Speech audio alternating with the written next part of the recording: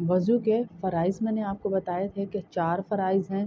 منہ کو اچھی طرح ایک دفعہ دھونا، ہاتھوں کو کوہنیوں سمیت یعنی یہاں سے یہاں تک ایک دفعہ دھونا دونوں ہاتھوں کو، منہ کو پیشانی کے بالوں سے ٹھوڑی کے نیچے تک، ایک کان کی لو سے دوسرے کان کی لو تک ایک دفعہ دھونا ہے، 3 دفعہ نہیں ہے، میں فرض بتا رہی ہوں آپ کو۔ پھر اسی طرح تیسرے نمبر پہ چوتھائی سر کا 3 فنگرز کو یوں کریں گے، چوتھائی سر کا مسح کرنا۔ چوتھے نمبر پر پاؤں ٹخنوں سمیت دھونا۔ یہ ہیں فرائض۔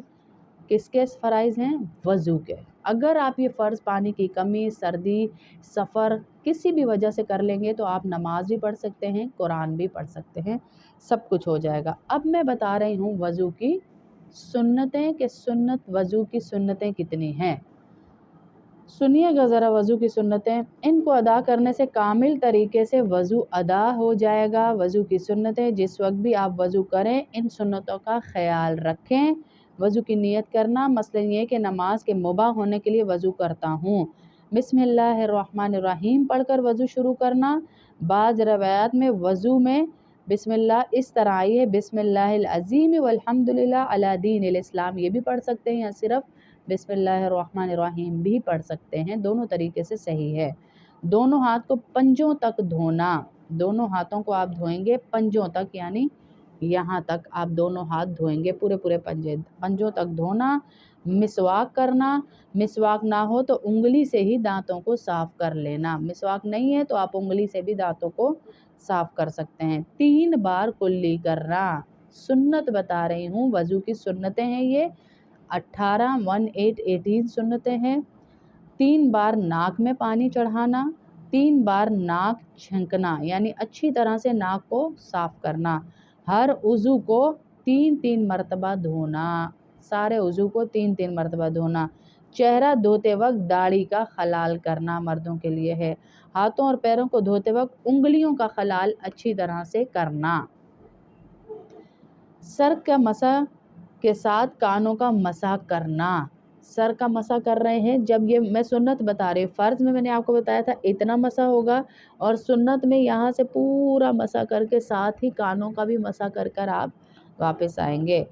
سر کا مسح کے ساتھ کانوں کا مسح کرنا۔ اعضاء کو اچھی طرح سے، اعضائے وضو کو کامل مل کر دھونا۔ پے در پہ وضو کرنا، یعنی یہ نہیں کہ پہلے منہ دھو لیا تو آپ جو ہے اس کے بعد پاؤں دھونا شروع کر دیں، ترتیب کے ساتھ وضو کرنا، ترتیب وار وضو کرنا، پے در پہ وضو کرنا، داہنی طرف سے شروع کرنا، سیدھی طرف سے وضو شروع کرنا۔ وضو کے بعد کلمہ شہادت آسمان کی طرف منہ کر کے پڑھنا، اشہد ان لا الہ الا اللہ وحدہ لا شریک لہ واشہد ان محمدا عبدہ ورسولہ۔ جس وقت وضو کرنا دل کو ناگوار ہو اس وقت بھی خوب اچھی طرح سے وضو کرنا۔ دوسرا کلمہ جو بھی شہادت کی انگلی آسمان کی طرف اٹھا کر پڑھتا ہے منہ کر کے، تو آپ کے سارے جنت کے 8 دروازے آپ کو پکارنا شروع کر دیتے ہیں کہ ہم میں سے آئیے، ہم میں سے، جب آپ اللہ کے پاس جائیں گے انشاءاللہ۔ جس وقت وضو کرنا دل کو ناگوار ہو اسی وقت وضو کرنا۔ جس اوقات میں نماز پڑھنا مکروہ ہے، ان کے علاوہ باقی اوقات میں جب وضو کریں، وضو کے بعد 2 رکعت نماز تحیۃ الوضو ضرور پڑھ لیں، تحیۃ الوضو بھی پڑھ لینا، بخاری و مسلم کی روایت ہے۔ اوقات مکروہ یہ ہیں کہ صبح صادق کے بعد سے اشراق کے وقت تک، زوال کا وقت، عصر کے فرض پڑھنے کے بعد سے غروب آفتاب تک، اور سورج غروب ہوتے وقت۔ نماز دھیان لگا کر پڑھنا، آپ کے وضو میں جتنا خشوع خضوع ہوگا آپ کو نماز میں اتنی توجہ میسر ہوگی۔ اگر آپ وضو میں پانی ضائع کرتے ہیں، خشوع سے نہیں کرتے، باتیں کرتے ہیں، دعاؤں کا اہتمام نہیں کرتے، تو آپ کو جو ہے پھر وہ توجہ بھی نہیں حاصل ہوگی۔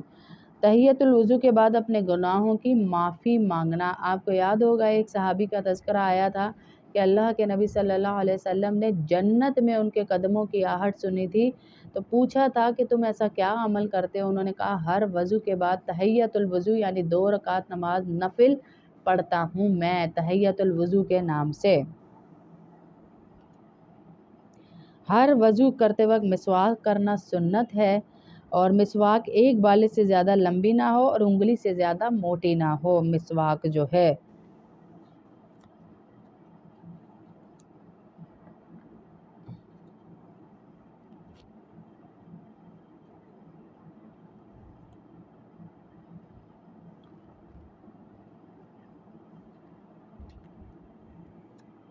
تو یہ وہ سنتیں ہیں وضو کی جو ہم نے آپ کو فرائض بھی یاد کروا دی ہے انشاءاللہ، اور سنتیں بھی یاد کروا دی۔ تو اپنے وضو کو بہترین طریقے سے یاد رکھا کریں، کیا کریں۔ اور کچھ عورتوں نے بہت ساری متس بنائی ہوئی ہیں کہ سر پہ دوپٹہ نہ ہو تو او ہو تمہارا تو وضو ہی نہیں ہوا ہے، کہ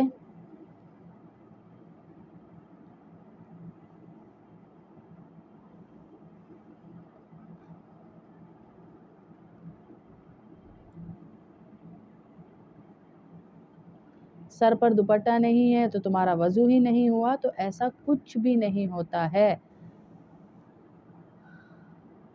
اگر آپ کے سر پر دوپٹہ نہیں ہے تب بھی آپ کا وضو ہو جائے گا، تب بھی وضو آپ کا ہو جائے گا۔ اگر آپ نے سر پر دوپٹہ نہیں رکھا ہوا ہے، یاد رکھیے تب بھی وضو ہو جائے گا، پریشان ہونے کی کوئی بات نہیں ہے۔ ان چھوٹی چھوٹی چیزوں کو پریشانی کی وجہ نہ بنایا کریں، وسوسے ڈالنا شیطان کا کام ہے۔ ان وسوسوں سے نکلنے کے لیے اللہ نے فرمایا کہ میری طاقت کے بغیر تم وسوسوں سے بھی نہیں نکل سکتے، تو ہمیں ان وسوسوں سے نکلنے کے لیے اللہ کی بتائی ہوئی چند آیات ہیں، ان کا سہارا لینا پڑے گا۔ جب بھی وسوسہ آئے ہائے میرا وضو نہیں ہوا، میری نماز نہیں ہوئی، میرا یہ نہیں ہوا، میں پاک ہوں نہیں ہوں، تو آپ اس وقت لا حول ولا قوت الا باللہ پڑھ لیا کریں، اعوذ باللہ من الشیطان الرجیم پڑھ لیا کریں، تو انشاءاللہ اللہ پاک آپ کو وسوسوں سے بچائیں گے۔ اور یہ جو زیادہ وسوسے ہوتے ہیں نا، ان کو تو دھیان بھی نہیں دینا چاہیے، ورنہ شیطان جو ہے آپ کو نیکی سے دور کر کے وسوسوں کے قریب کر دیتا ہے، تو ان سے بچنا چاہیے انشاءاللہ ہمیں جتنا بھی بچ سکے۔ انشاءاللہ نیکسٹ کلاس میں آپ کو اگلی چیزیں بتاؤں گی کہ آگے آپ نے کیا پڑھنا ہے۔